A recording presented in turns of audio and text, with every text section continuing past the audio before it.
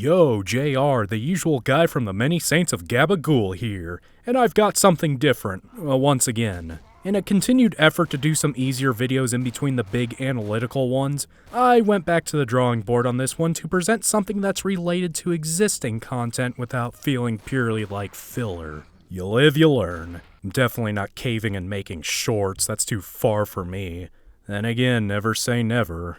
Anyway, for the most part, I cover games on this channel, yet I always wanted to incorporate mods in an analytical way somehow, though I could never bring myself to do so. I feel bad about being overly critical towards these projects that are usually made by people with lives of their own, doing this sort of thing in their free time. These people don't ask for much, maybe sometimes donations, but in my experience, even that's sorta rare. Ultimately, they just want people to play the content. Now, there are quite a few mods that become retail games eventually, which by that point I'd say are fair game for criticism. I might do one or two of those, I don't know, we'll see. Overall, I believe modding is an essential part of PC gaming, and it is an important component that brings people together and keeps whole game communities alive. Because of their importance, I believe mods should get some sort of spotlight. And while I'm nowhere near the first channel to do this, this series will cover a single mod for a single game in each installment. I won't go too in-depth like I do with the actual games I cover, and instead will footnote each mod and why you should play it. I will try to cover mods that do more than just add some new weapons or skins or something like that. There might be exceptions, though I'm trying to go for something that changes the experience from the base game enough to distinguish itself from the pack. And for the inaugural video of this series, I'm starting with something from the original Half-Life. There will be videos on mods from Half-Life 2 and various games in general in the future, but for now, the focus is on Half-Life 1. With all that crap out of the way, let's examine our first specimen brought to the test chamber. Hopefully that won't be followed up by a resonance cascade.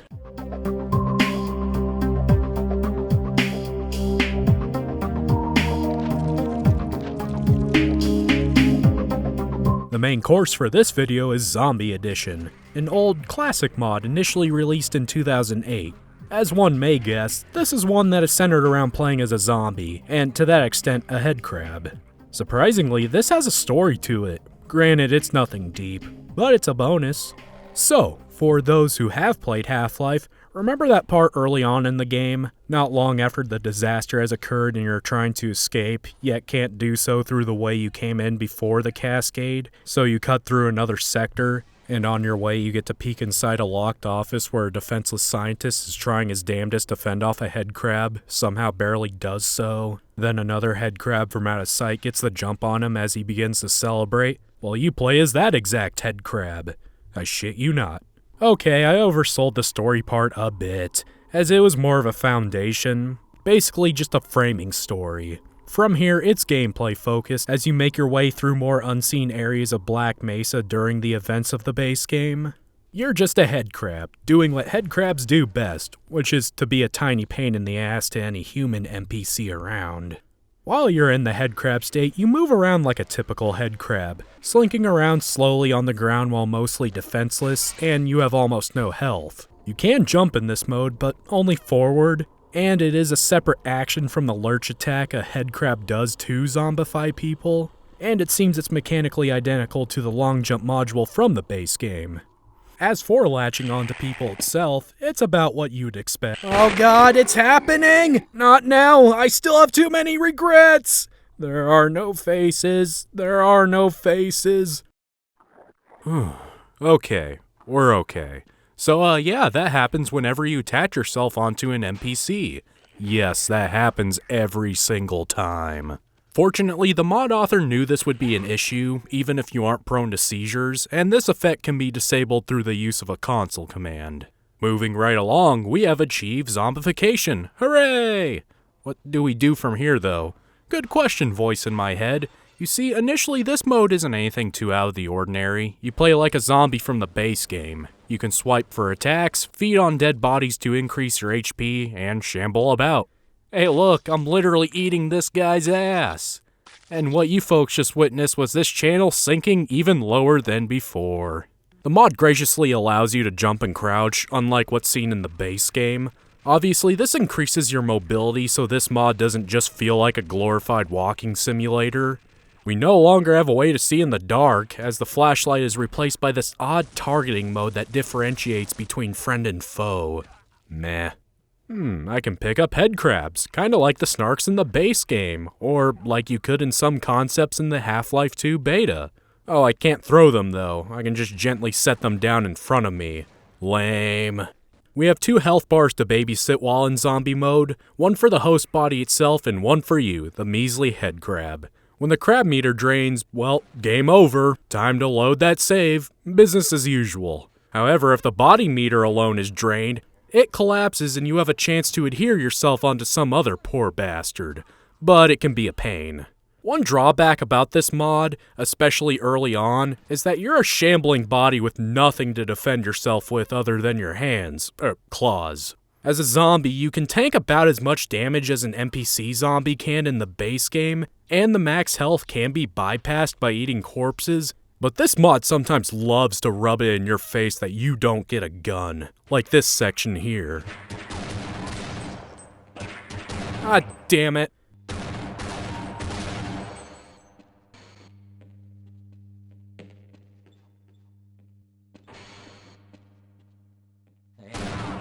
Shit.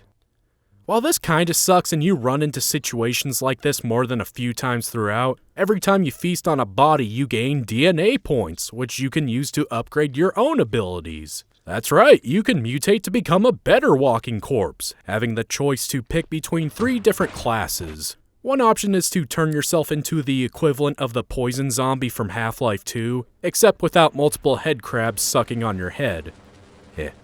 It turns you into a tank, though you walk slower than ever and you can no longer jump or crouch.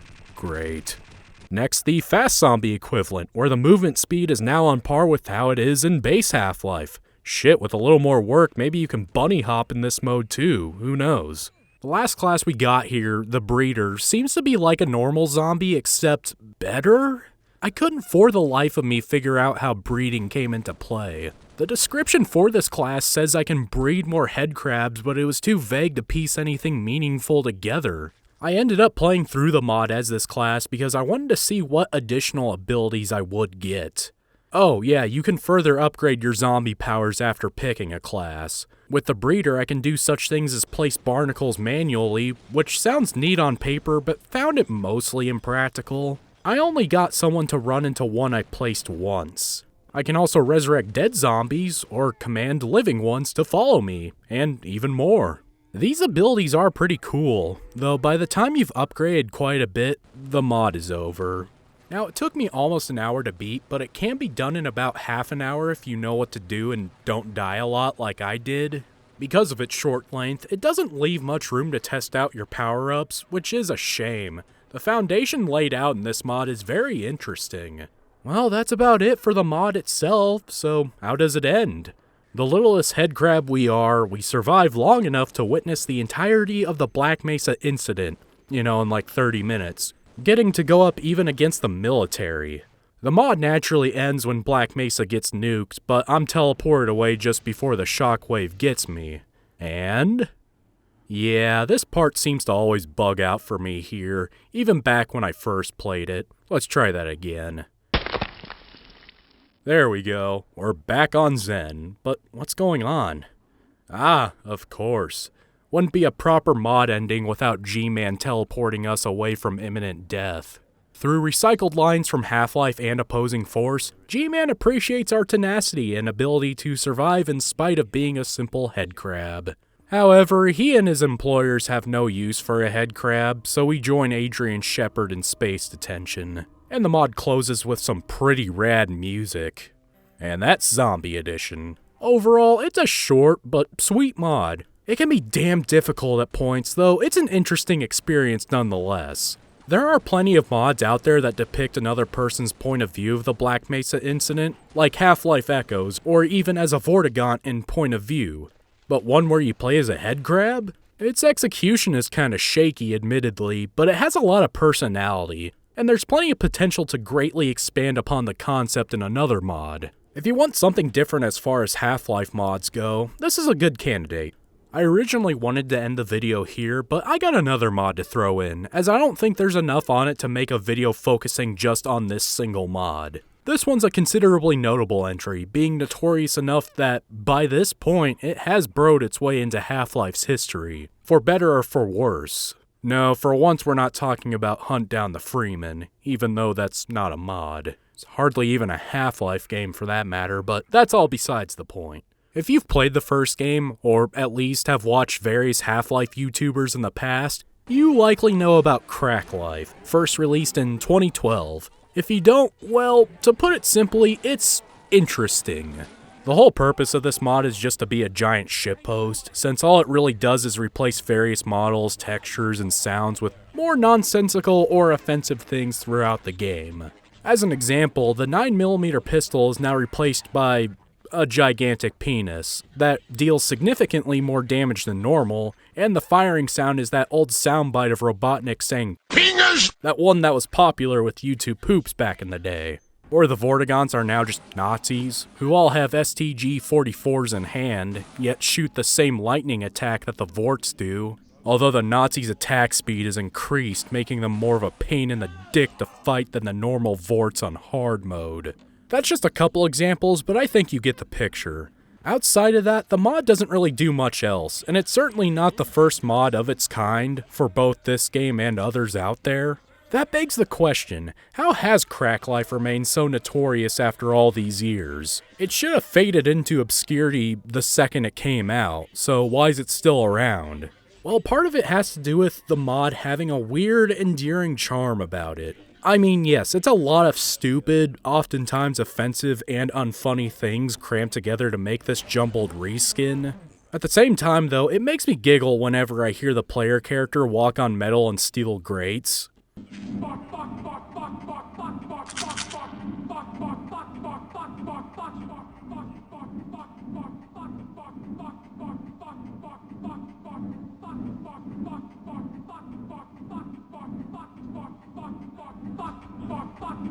On top of that, it's a mod that refuses to fade away, probably due to its infamy. In 2015, it was followed by Crack Life Campaign, which serves as a separate single-player experience, using assets from the mod and base game to make a completely original story mode. Moreover, at another later point, the original mod was ported to the Source engine using Half-Life Source as a base.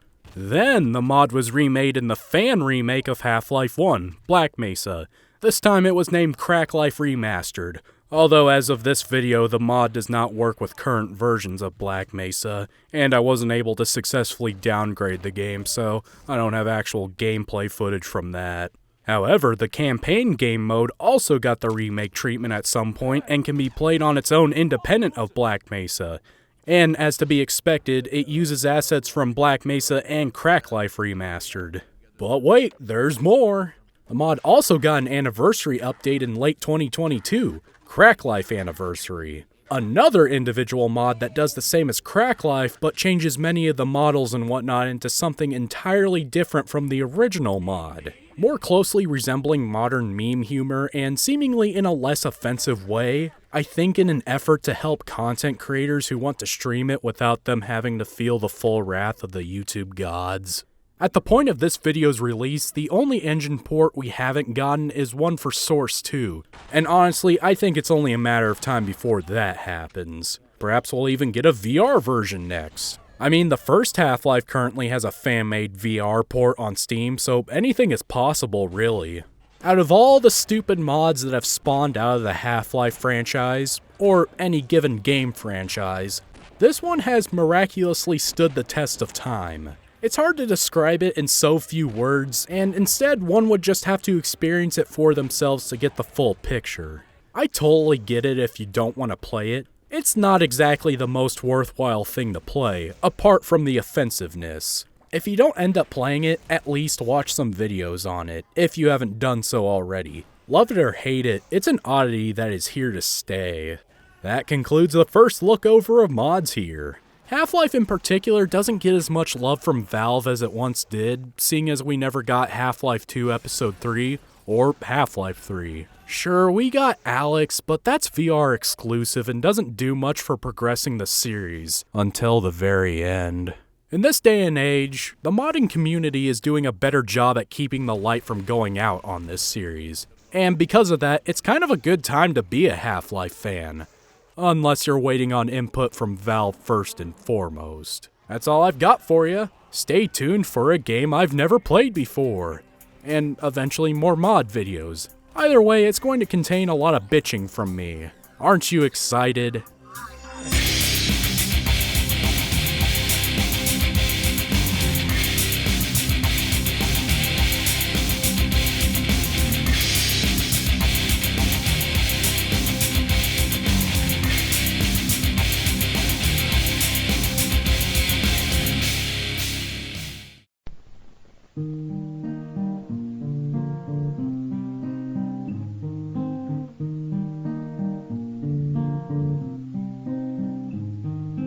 What the fuck did you just fucking say about me, you little bitch? I'll have you know I graduated top of my class in the Navy SEALs. What the fuck are you doing, you fucking retard?